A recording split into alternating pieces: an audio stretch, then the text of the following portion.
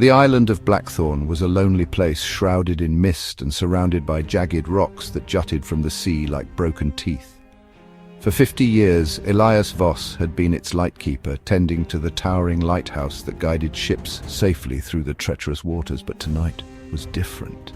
Elias stood at the base of the spiraling stairs, his lantern casting long shadows on the stone walls.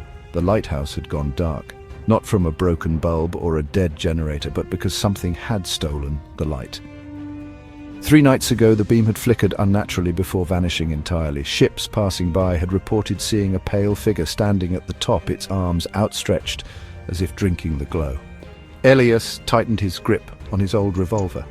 He wasn't a superstitious man, but he had lived long enough to know that some things defied explanation.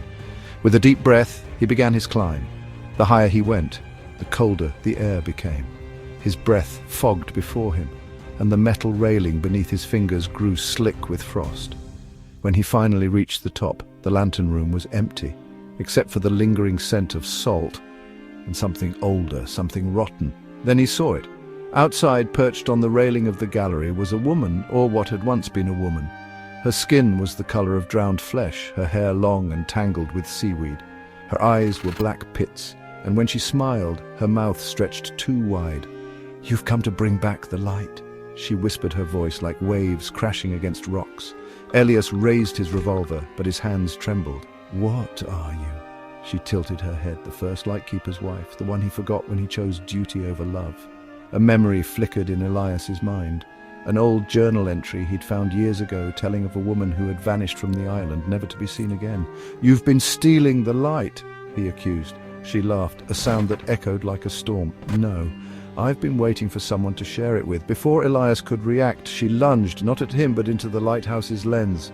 The glass shattered, and for a moment the beacon flared to life, brighter than ever before, a blinding, unnatural glow, then darkness. When the sun rose the next morning, the lighthouse stood silent. The ships passing by would swear they saw 2 figures in the tower, one old, one young, both bathed in an eternal ghostly light. And from that night on, Blackthorn's beacon never went out again. The end. Would you like a different kind of story? Maybe something adventurous, funny, or romantic? Let me know.